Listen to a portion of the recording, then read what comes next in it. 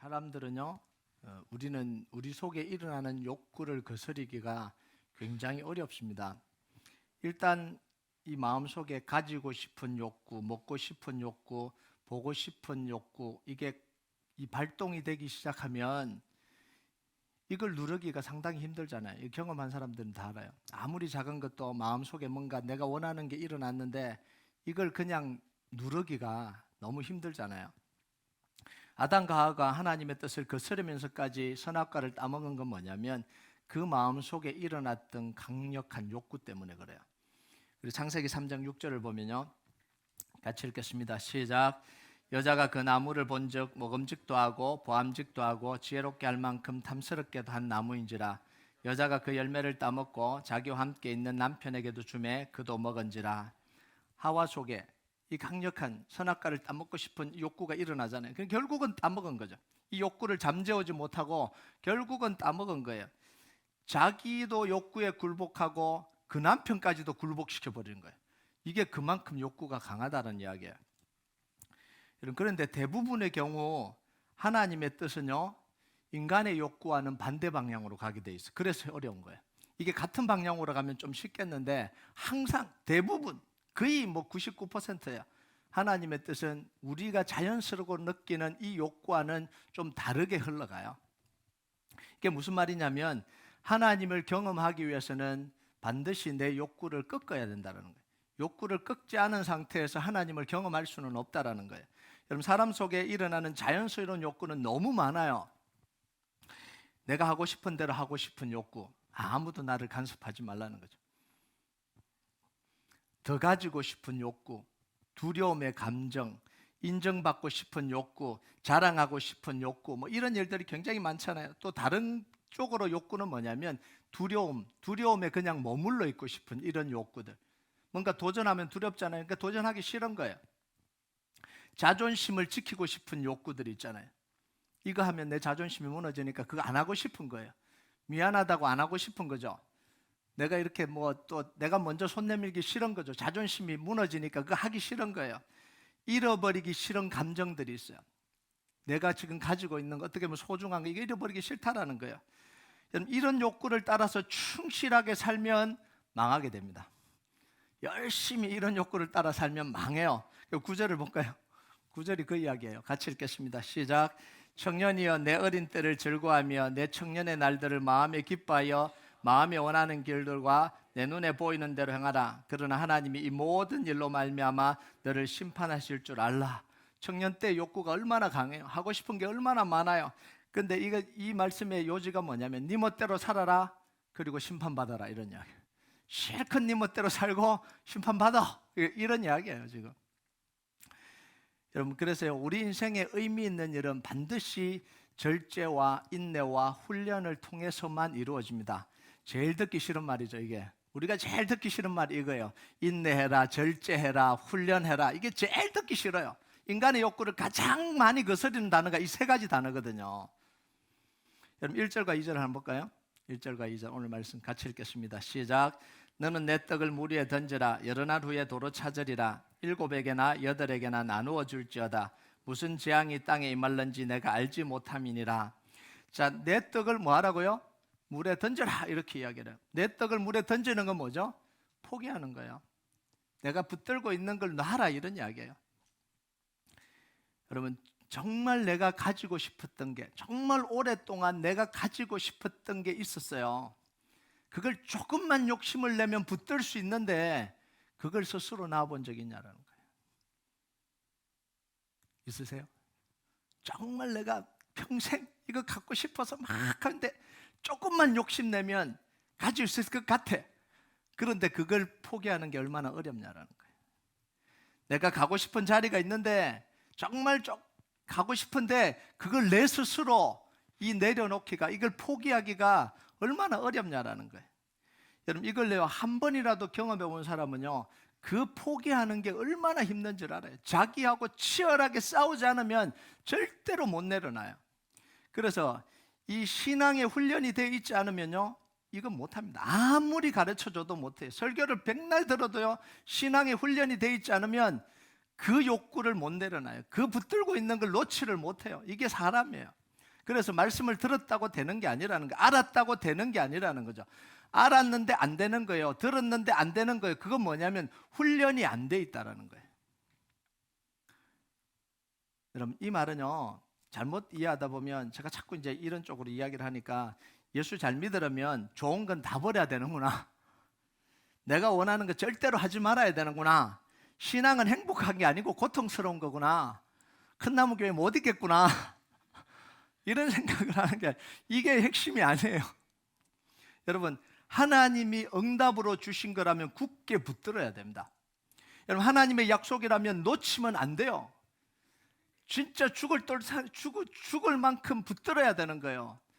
그럼 갈렙은요 85세가 됐는데 하나님의 약속이니까 헤브론 땅을 향해서 얼마나 붙듭니까? 절대로 놓지 않잖아요. 왜? 하나님의 약속이니까. 그럼 바울이 로마로 가는 걸 포기합니까? 절대로 포기 안 하죠. 죽는다 그래도 포기 안 합니다. 이렇게 강력하게 붙들어야 된다는 거예요. 때로는 강력하게 붙들어야 되는 거죠. 그런데 때로는 놔야 돼요. 오늘 말씀의 핵심은 이거예요. 뭐냐면 떡을 물 위에 던져라. 그러면 뭐 한다고요? 여러 날 후에 도로 찾을 것이다. 이게 핵심이에요. 이 말씀이. 자, 여기서 뭐가 들어가냐면 투자 개념이 들어갑니다. 투자 개념. 이 말씀의 배경은 이런 거예요. 영적으로 해석하기 전에 말씀의 일반적인 배경은 이런 겁니다.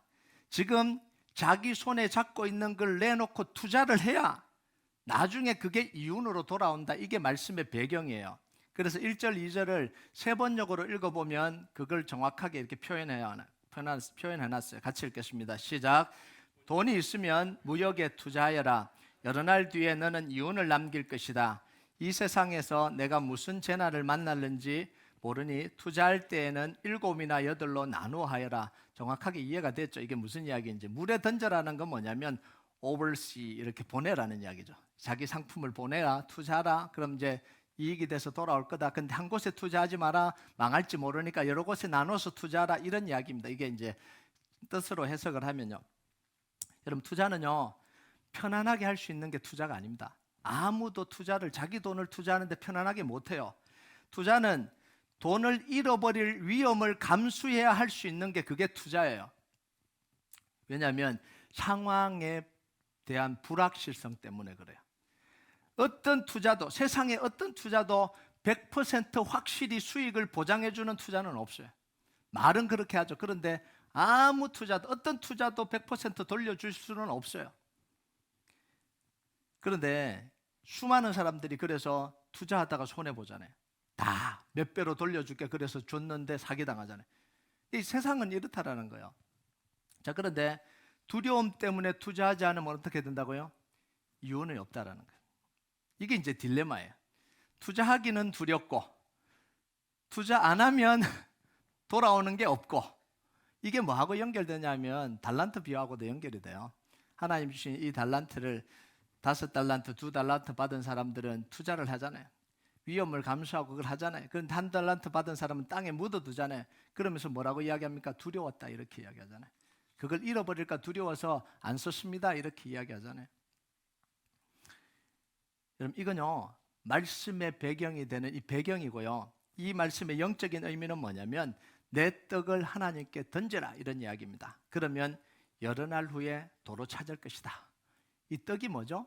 내가 가지고 있는 모든 게 다 떡이에요. 내 인생도, 내 소망도, 내 소원도, 내가 붙들려고 하는 것도, 내가 가지려고 하는 모든 걸 하나님께 던져라는 거예요. 여러분, 하나님께 던지는 건요 세상에서 투자하는 것과는 완전히 다릅니다. 세상은 투자한 것에 대해서 100% 돌려주지를 않아요. 그런데 하나님은 몇 퍼센트 돌려주실까요? 몇 퍼센트 돌려주시죠? 100% 돌려주실 뿐만 아니라 30배, 60배, 100배로 돌려주시는 거예요. 이게 하나님의 말씀이잖아요.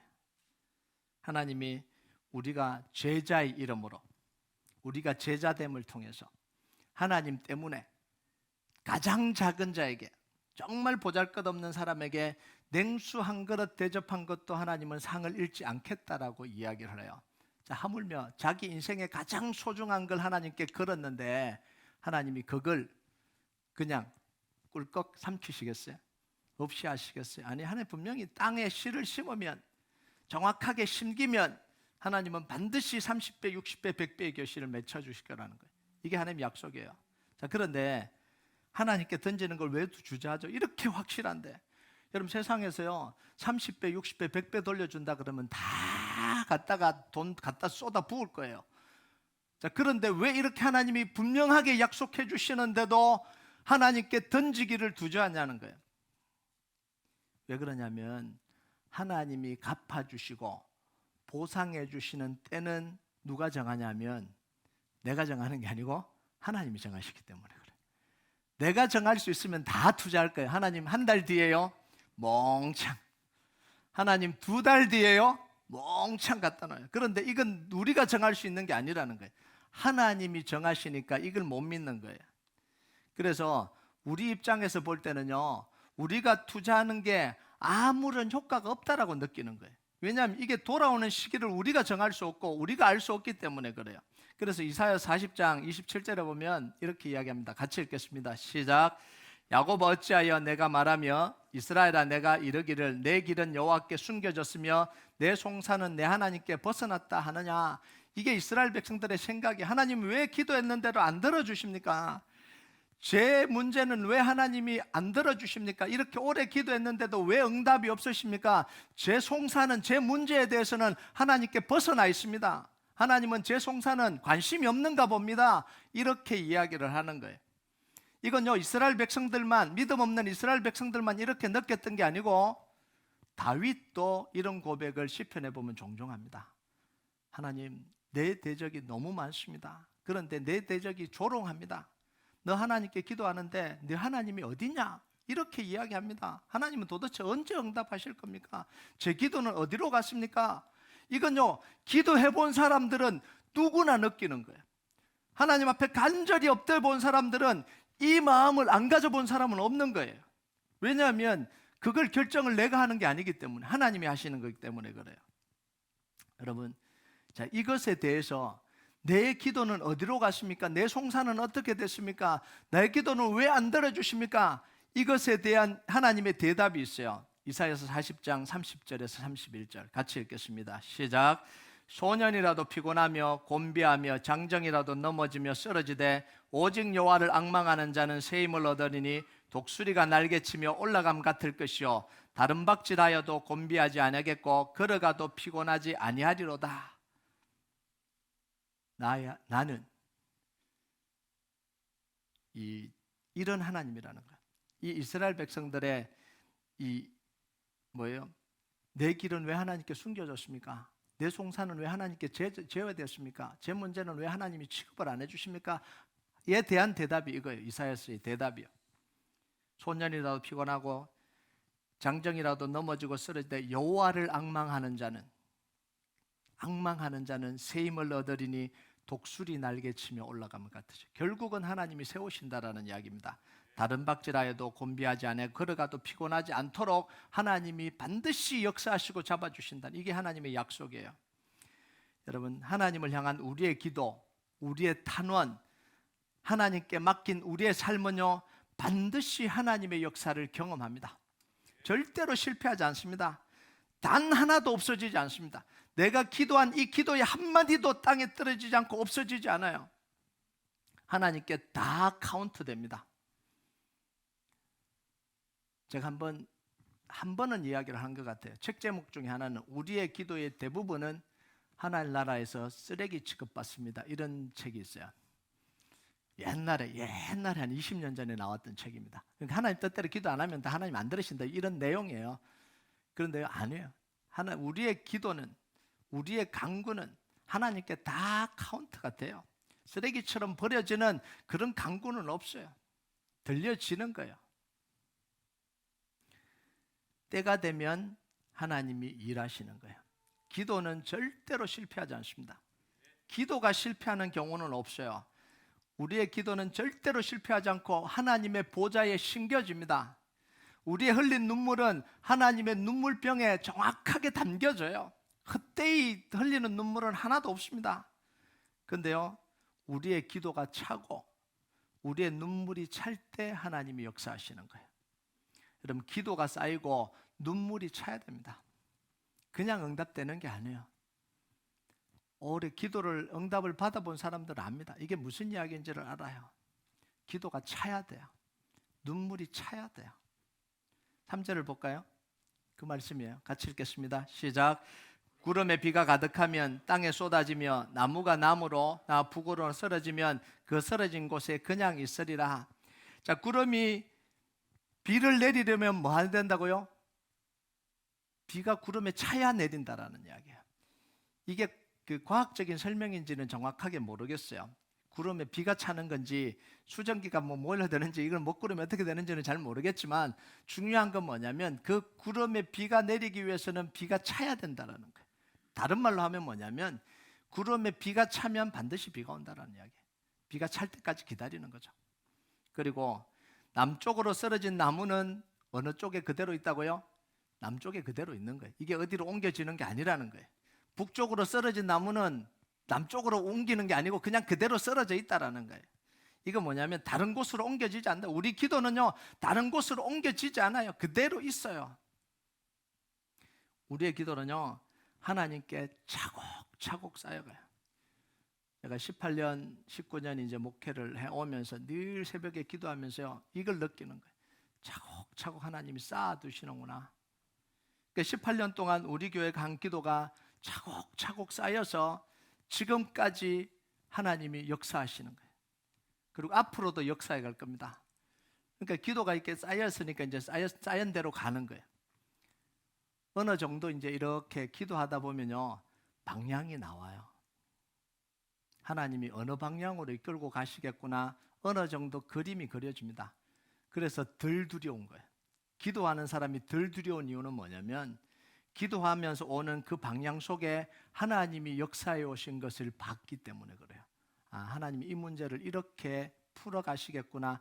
어느 정도는 느낌이 옵니다. 느낌이. 그러니까 기도할 수 있는 거죠. 그래서 사람들은요, 늘 뭘 묻냐면 노하우를 물어요. 목사님 어떻게 해서 그렇게 됐습니까? 어떻게 합니까? 여러분, 노하우는 있을 수 없어요. 노하우를 묻는 건 뭐냐면 어떤 사람의 10년과 20년을 단 1년에 나는 하겠다. 이게 노하우를 묻는 거예요. 제일 많이 묻는 게 그거죠. 영어 공부 어떻게 합니까? 10년, 20년 동안 쭉 쌓아온 걸 나는 하루아침에 하겠다라는 거예요. 노하우는 없어요. 그냥 하면 되는 거예요. 제가 요즘 붙잡혀갖고 영어 공부하거든요. 노하우는 없어요. 매일 단어 외우래요. 그래서 제가 매일 단어 외우고 있어요. 어쩔 수 없어요. 하라 그러면 해야 되는 거예요. 노하우를 찾으면요, 할 수가 없어요. 여러분 이제 소식도 들었을 텐데 그 에즈베리 유니버시티에 부흥 운동이 일어났다라는 이제 소식들이 굉장히 많이 이제 퍼졌어요. 에즈베리 유니버시티에 이제 채플, 일반적인 채플이에요. 일반적인 채플이 끝나고 난 뒤에 이제 다 흩어져요. 뭐 작지 한 것도 아니고 다 이제 흩어져야 되는데 이제 몇몇 아이들이 이제 강한 이제 성령의 충동을 느낀 거죠. 이제 마음을 느낀 게 더 기도를 해야 되겠다. 그러면서 이제 그 예배가 시작이 된 거죠. 그게 2월 8일이에요. 2월 8일 예배가 끝나고 몇몇 아이들이 이제 모여서 기도하고 자기 죄를 고백하고 뭐 이런 일들이 일어나. 그게 강력한 이제 그 감동이 와서 이제 그렇게 시작했는데 이게 이제 불이 붙기 시작해서 17일 동안 지속이 됐습니다. 17일 동안 24일 날 끝이 났죠. 24시간 계속 기도가 돌아간 거예요. 찬양하고 기도하고 간증하고 고백하고 막 이런 일들이 일어났어요. 그거는 이제 제가 이제 그래서 좀 보기도 하고 친구가 거기 있어요. 친구 목회자가 거기 있어서 그 에즈베리 유니버시티가 있고 그 옆에가 에즈베리 그 디알레크 세미나리야. 그 학교를 졸업하고 지금 성경학 박사학위를 받고 거기서 목회하는 친구가 있어서 전화를 했어요. 어떻게 생각하냐? 자기도 이제 가봤대요. 거기 가보고 그 윌모 그 도시가 윌모인가 그런데 거기 한 5천 명 사는데요. 그 도시가 작아요. 신호등 2개 있대요. 근데 그 친구 이야기. 한 5만 명에서 7만 명이 모여들었어요. 도시가 마비돼 버렸죠. 엄청나게 몰려들었죠. 근데 이제 제가 이제 전화를 한 이유는 뭐냐면 의도적으로 뭔가 일어났냐, 뭔가를 셋업을 했냐, 만들었냐. 근데 전혀 그런 게 없대요. 전혀 그런 게 없고 이게 자발적으로 움직였다는 거예요. 저는 이게 부흥을 보면서요, 이런 막 현상들은 그렇게 중요하게 생각하지는 않아요. 그런데 그게 의도되지 않은 성령님의 역사로 이어갔다는 것에 대해서 저는 굉장히 좀 관심을 가지고 봐요. 이게 지금 하나님이 일으키신 거구나. 근데 이게 다양한 견해를 지금 보고 있어요. 이게 정말 부흥운동이냐? 부흥운동은 사회적인 변화까지 가져왔는데 이게 뭐 사회적인 변화는 아직까지 뭐 보고된 게 없으니까 이게 이제 진짜 부흥운동이냐 뭐 이런 이야기들이 굉장히 지금 많이 나오고 있어요. 근데 저는 그 부분보다는 그게 어떻게 진행이 됐고 어떻게 시작이 됐냐, 이 부분에 대해서 좀 관심을 많이 가지고 있어요. 그리고 거의 17일 동안 지속이 됐죠. 17일 동안 지속이 됐는데 아무도 그것을 플랜하거나 계획한 게 없어요. 24시간 기도하고 계획하고 뭐 팀들이 와서 찬양 인도하고 하는데 아무도 그리고 결국은 이제 멈춘 게 그 5천 명 사는 그 동네에 7만 명 이상이 왔으니까 차를 댈 데가 없대요. 파킹장이 없. 그러니까 레지던트들이 그로서리 살아갈 수가 없어요. 이제 뭐 마비가 된 거죠. 완전히 마비가 된 거죠. 그래서 아마 다 협의를 해서 이제 그걸 다 이제 해산을 시킨 것 같아요. 근데 이제 물어봤어요. 그럼 왜 에즈벨이냐? 다른 도시도 아니고 왜 에즈벨이냐? 그러니까 그 에즈베리의 부흥의 역사가 계속해서 지속이 됐어요. 1900년대부터 시작한 그 미국 부흥운동 할 때도 같이 이제 했고요. 가장 크게 일어났던 게 1970년, 가장 최근에 일어났던 게 2006년. 그 안에 계속해서 크고 작은 이런 역사들이 일어났어요. 그래서 이제 그 친구한테 그랬죠. 뭐 때문에 그런 거 같냐? 그러니까 기도 모임들이 계속해서 지속됐다는 거예요. 그게 막 부흥을 달라고 기도한 것보다는 그냥 계속해서 하나님 은혜를 갈망하는 이 기도들이 모여지니까 하나님이 그곳에 은혜를 베풀어 주시는 거예요. 그럼 뭔가 기획해서 하겠다고 해서 되어지는 일들은 별로 없어요. 정말 하나님을 사랑하고 하나님을 정말 순수하게 갈망하고 하나님의 은혜를 갈망하는 곳에는 하나님의 은혜를 부어주는 거예요. 저는 위로를 받았던 게 뭐냐면 그게 LA에서 안 일어난 게 너무 감사해요. 뉴욕에서 안 일어난 게 감사해요. 정말 작은 도시에 하나님이 이 미국에 아직도 하나님께서 이 미국을 지켜보고 있고 또 부흥을 일으켜 가신다는데 너무 감사한 거예요. 그리고 거기에 모였던 대부분의 사람들이 누구냐면 MZ세대들, 어른들이 아니에요. MZ세대들, 가장 불신앙 가지고 있는 아이들이에요. 한 번도 이런 걸 경험해 본 적이 없어요. 걔들은 청소년기를 팬데믹으로 지났잖아요. 한 번은 모여갖고 전체 집회를 해본 적이 없어요. 이 성령의 뜨거움을 경험해 본 적이 없어요. 그러니까 모이라 그래도 모일 수가 없는 아이들이에요. 그런데 그 속에서 그 아이들이 모여서 예배했다라는 건 이건 고무적인 거죠. 그러면서 회개하고, 그리고 이제 그 리포트들을 이제 좀 보면요, 이 도시가 너무 작으니까 서로 관계를 다 안돼요. 이 아이하고 이 아이는 안 만난대요. 피해 다닌대요. 그런데 그걸 통해서 부둥켜 안고 같이 화해하고 이런 일들도 좀 일어났고요. 뭐 여러 가지 이제 일들이 일어났더라고요. 또 하나 제가 생각한 게 뭐냐면, 미국의 부흥운동은 A자로 시작되는 도시에서 일어나는구나. 아주사. 농담한 거예요. 심각하게 듣지 마세요. 네. 여러분, 뭐냐면 아무리 능력 있는 기도의 사람도 기도가 쌓이지 않으면 하나님 역사를 경험하지 못합니다. 근데 그게 하나 딱 더 있어요. 그게 뭐냐면 그 부흥운동을 일어날 때 아무도 유명한 사람이 와서 그걸 주도해 가지 않았어요. 그리고 연락 왔대요. 이게 일어나니까 유명한 전도자들이나 이런 사람들이 와서 한번 가서 설교할 수 있냐, 다 거절했대요. 다 17일 동안 아무도 그 유명한 사람이 못 오도록 다 막았어요.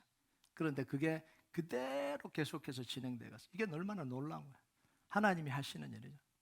한 사람이 뭔가 능력 있는 사람이 뭔가를 대단하게 끌어가고 그러지 않아요.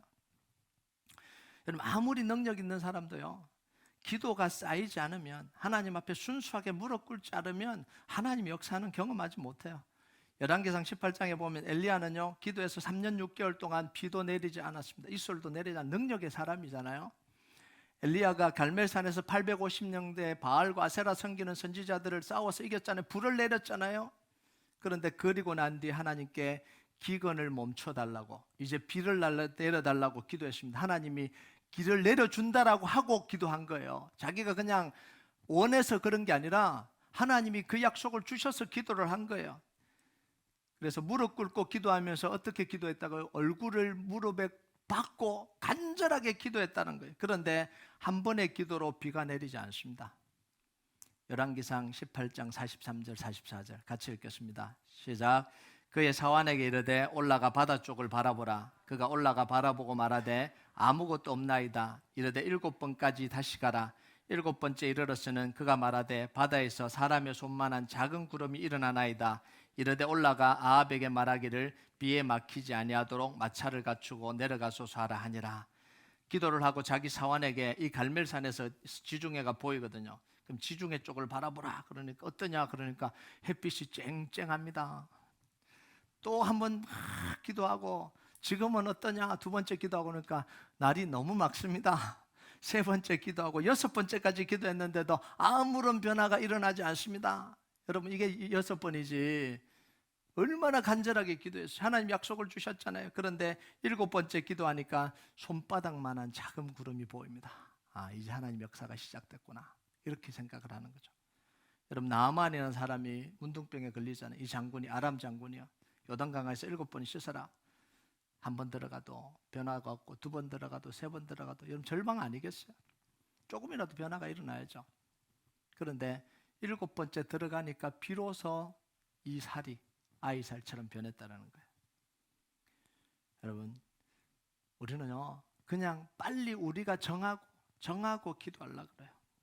정해주면 좋을 것 같아. 하나님이 야 1년이야, 2년이야, 3년이야, 10년이야, 40년이야. 40년까지는 좀 하나님 너무 하고요. 3년으로 합시다. 보통 3년으로. 저 이런 기도도 굉장히 많이 했어요. 하나님, 목회를 하면서 목사님, 하나님 언제쯤 이렇게 목회가 됩니까? 3년이 돼도 안 돼요. 아, 그럼 다윗입니까? 그럼 10년을 하면 되겠네요. 10년을 해도 안 돼요. 제가 원하는 만큼 안 돼요. 아, 그러면은 요셉입니까? 그럼 13년을 버텨야 되는 겁니까? 13년. 그래도 내가 원하는 대로 안 돼요. 하나님, 그러면 40년입니까? 모세입니까? 이게 우리의 마음이에요. 이게 사람들의 마음이에요. 여러분은 누구라고 생각하십니까? 아무도 모세가 되고 싶지 않아요. 3년으로 끝내기를 원해요.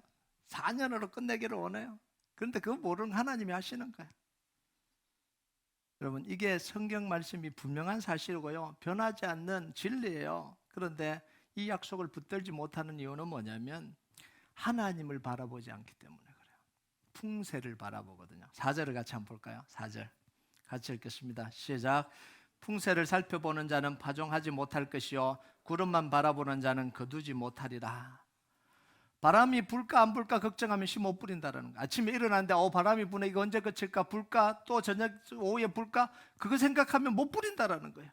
아, 추수를 해서 이렇게 벼를 잘라 놓으면 비가 오면 이거 다 썩어 버리겠네, 비를 맞겠네, 어떡하지? 그러면 추수를 못 한다라는 거예요.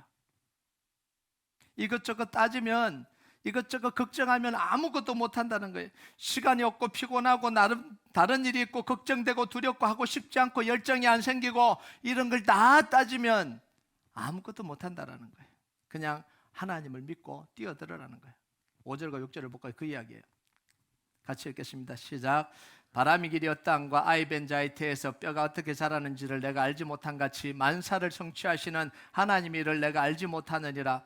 너는 아침에 씨를 뿌리고 저녁에도 손을 놓지 말라. 이것이 잘 될는지 저것이 잘 될는지 혹 둘이 다 잘 될는지 알지 못함이니라. 바람이 이리 불까 저리 불까 아무리 고민해도 너 모른다, 이런 이야기죠. 그 바람의 방향을 잡고 주관하시는 분은 누구라고요? 하나님이에요. 아이가 태어나면 아이가 뼈가 어떻게 생기고 어떻게 해서 태어나는지 아무도 모른다는, 그런데 하나님이 뼈를 만드시고 아이가 태어나게 하신다라는 거예요.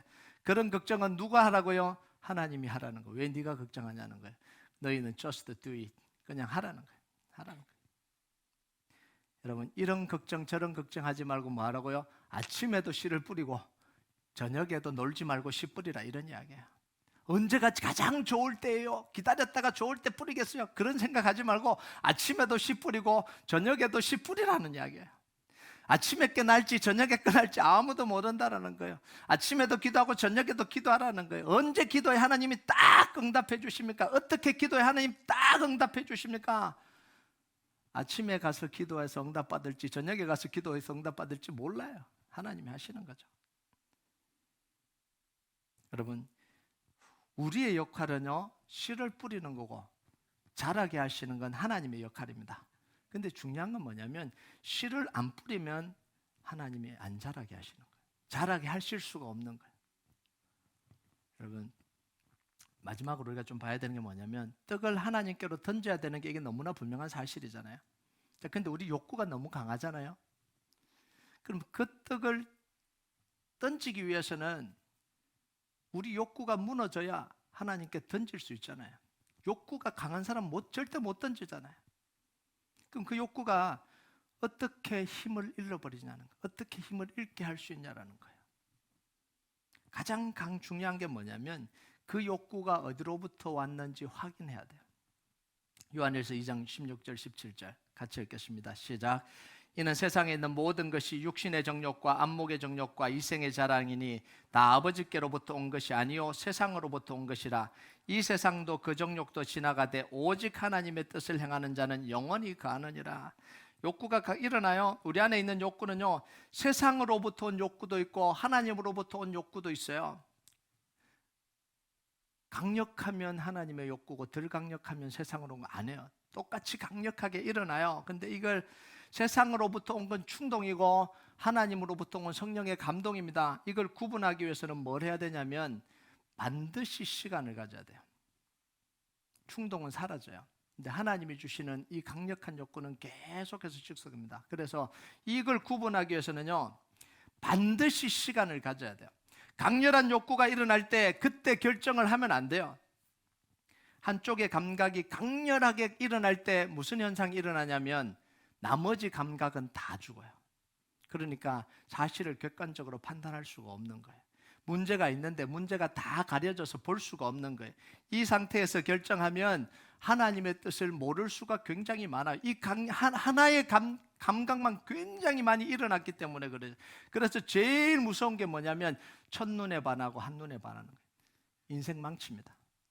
결정할 때 첫눈에 반해서 결혼하면 나중에 후회할 사람들 수도 없이 많아요. 첫눈에 반해서 결혼하는데 이놈이 그럴 줄 몰랐네. 네. 왜냐하면 문제가 수두룩하게 있는데 첫눈에 반했기 때문에 문제를 볼 수 있는 그걸 프로세스를 안 겪은 거예요. 여러분, 아무리 사랑이라도 아무리 감정이라도요, 첫눈에 반해서 바로 결정하면 안 돼요. 한눈에 반해서 결정하면 안 돼요. 두 눈을 부릅뜨고 봐야 됩니다. 두 눈을. 두 번째는요, 그 문제에 대해서 반드시 하나님의 말씀을 들어야 돼요. 자기 생각을 가지고 아무리 시간을 많이 보내봐야 소용이 없어요. 왜냐하면 자기 욕구가 자기 생각을 강화시켜가요. 시간이 가면 갈수록 자기 욕구가 강화시켜 나갑니다. 하나님의 말씀이 들어오는 걸 허용해야 돼요. 이거 허용 안 해요. 정말 욕구가 강해지면요, 하나님의 말씀이 들어오는 걸 허용 안 합니다. 딱 막아버려요. 기도 막고 생각도 막고 마음도 막아버려요. 그런 말씀을 하는 것에는 피해 다녀요. 안 듣기를 원해요. 근데요, 정말 하나님의 뜻을 이루기 위해서는요, 내 생각이, 내 욕구가 하나님 말씀 때문에 한 번은 흔들려야 됩니다. 이 과정을 거쳐야 돼요. 그렇게 결정하기 전에 반드시 여러분의 생각, 여러분의 욕구, 강렬한 욕구가 말씀 때문에 한 번은 뿌리쳐 흔들려져야 돼요. 이게 말씀대로 결정하는 과정입니다. 근데 이 뿌리쳐 흔들리는 이 과정이 없으면 자신은 자기 욕구를 그냥 그대로 붙들고 있었던 거예요. 여러분, 이때가 돼야 말씀이 들어와야지 내 욕구가 희석이 됩니다. 그리고 욕구를 꺾고 자기 떡을 하나님께 던질 수 있어요. 그래서 반드시 하나님의 말씀이 내 욕구를 흔드는 시간을 줘야 돼요. 내가 생긴 이 생각을 흔들 수 있도록 내어드려야 됩니다. 이 과정을 거치지 않았다면 하나님 앞에 기도했다라고 말하지 않는 게 좋습니다. 하나님 말씀대로 정말 고민하지 않았다라고 봐야 되는 거예요. 흔들려야 됩니다. 정말 흔들려야 돼요. 여러분, 내가 가지고 싶은 것을 하나님께 던지는 걸 두려워하지 마세요. 절대로 잃어버리지 않습니다. 저는 수십 번 경험합니다. 여러 번 경험해요. 제가 여러 번 경험합니다. 정말 처음에는 두려워요. 안 놓고 싶어요. 정말 안 놓고 싶어요. 그냥 붙들어 버리고 싶어요. 누가 뭐래도 그냥 내가 붙들고 욕먹지 뭐 이런 생각이 들 정도로 붙들고 싶은 게 강력한 욕구예요. 그런데 기도하고 하나님께 말씀의 길을 열다 보면요, 이게 송두리쳐 흔들리기 시작해요. 내가 왜 이렇게 붙들어야 되지? 욕심이네. 이런 게 자꾸 흔들려요. 그러면 이제 서서히 희석이 됩니다. 그러면 나아지게 돼요. 여러분, 나무도 흔들려야 뽑히죠. 이도 흔들려야 뽑죠. 그냥 생이 뽑을 수 없어요. 절대로 안 뽑힙니다. 흔들려야 돼요. 내 생각도 흔들려야 돼요. 뭐 때문에 흔들려야 되냐면 하나님의 말씀이 한번 흔들려야 돼요. 그래야 하나님께 던질 수 있어요. 근데 중요한 건 뭐냐면 하나님께 던졌을 때 내 것이면 돌아오고 내 것이 아니면 하나님 가져가세요. 근데 돌아올 때는 하나님이 정말 멋있게 만들어서 돌려보내주십니다. 여러분, 이걸 경험하는 게 정말 짜릿한 경험이에요. 제가 처음에 그 이야기 했잖아요. 욕구를 끊는 게 너무 힘들다. 그것보다 더 짜릿한 게 뭐냐면 내 욕구를 끊고 하나님께 던졌을 때 돌아오는 걸 경험하는 거. 이게 정말 감격이에요. 하나님이 돌려주시는데 너무너무 정확하게 돌려주세요. 이걸 경험하라는 거예요. 그래서 우리는요, 말씀을 끝까지 들어야 돼요. 욕구를 꺾어라 이게 중요한 게 아니에요. 네가 하고 싶은 거 하지 마라 이게 아니에요. 진짜 하나님이 내 욕구를 꺾고 되돌려 던졌을 때 돌려주시는 그 쾌감을 맛봐야 되는 거예요. 그 기쁨을 맛봐야 되는 거예요. 그건 잊을 수 없어요. 그게 있어야 우리가 믿음으로 살 수 있는 능력이 생깁니다. 그래서요, 내가 원하는 걸 붙들고 끝까지 잡아간 사람들은 이 하나님을 경험을 몰라요. 하나님이 주신다라는 걸 이걸 몰라요. 너무 불행하죠. 이게 너무너무 불행한 거예요. 여러분, 10년, 20년, 30년, 40년 신앙생활 속에 내 걸 던져서 하나님이 되돌려 주신 이 경험을 못하고 사는 게 어떻게 보면 가장 불행한 거예요. 너무너무 불행한 거예요. 여러분, 정말 하나님을 경험해 보시기 바랍니다. 내 걸 던졌는데 하나님이 정말 멋있게 만들어서 돌려주시는 이걸 경험하기를 원합니다. 그래서 어떤 일을 결정할 때 반드시 하나님과 시간을 보내시고요, 하나님의 말씀을 들으세요. 그리고 이 흔들리는 과정이 다 거쳤는데도 하나님이 주신 마음이 확실하다면 그건 놓지 말고 붙드세요. 다 던져야 되는 건 아니에요. 검증 과정을 거쳤는데 하나님 끝까지 붙들게 원하신다, 붙들어야 되는 거예요. 그리고 그걸 선택하시면요, 하나님이 반드시 역사하십니다. 그래서 지금 상황에서 풍세만 보지 말고요, 두려움에 머뭇거리지 말고요, 걱정 근심에 잡혀있지 말고요, 정말 하나님께 온전히 내 떡을 던지시고 하나님이 공급해 주시는 30배, 60배, 100배의 이 돌려주시는 역사를 경험하는 여러분 되시길 주님의 이름으로 축복합니다. 우리 같이 찬양하도록 하겠습니다. 이 찬양 하나님 앞에 좀 올려드립시다.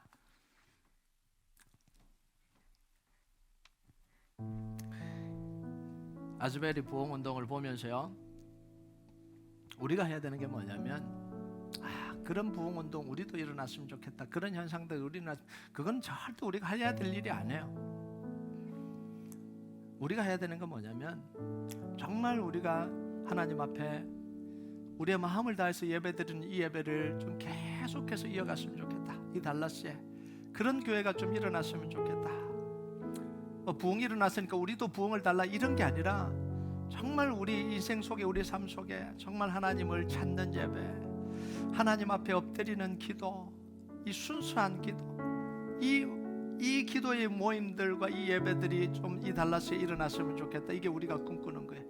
그러면서 어떤 일들을 일으키실지는 하나님 일으키실지 아무도 모르잖아요. 근데 오늘 우리가 이 예배를 최선을 다해 드리고 하나님을 간절히 찾는 이 속에 하나님 역사하시는 거죠. 우리가 이 찬양 하나님 앞에 좀 올려드립시다. 보여지는 예배 아닌 마음으로 드리는 예배, 노래하는 찬양보다 삶으로 고백되는 예배, 나를 위한 예배 아닌 주님 뜻을 향한 예배, 내 마음과 정성 다하여서 주 앞에 드려지는 예배, 우리가 이 예배 하나님 오늘도 드려지기를 원합니다. 우리 고백합시다.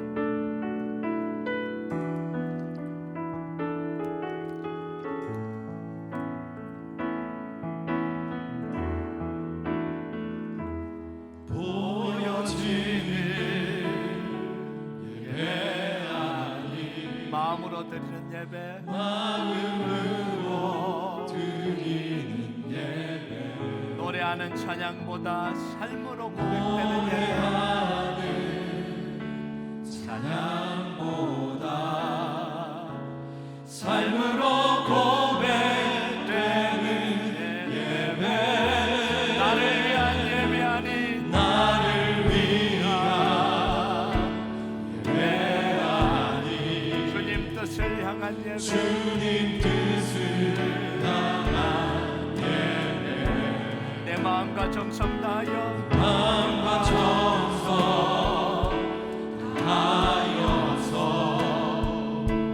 주 앞에 드려지는 예배, 주 앞에 엎드려 경배합니다. 주 앞에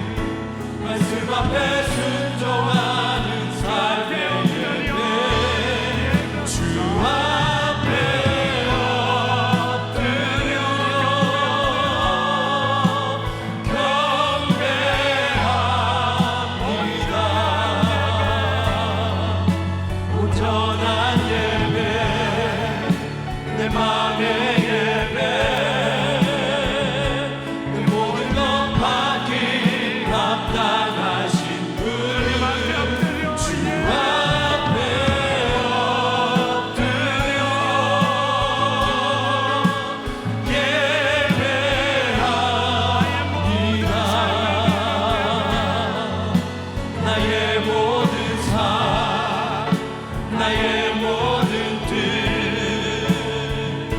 말씀 앞에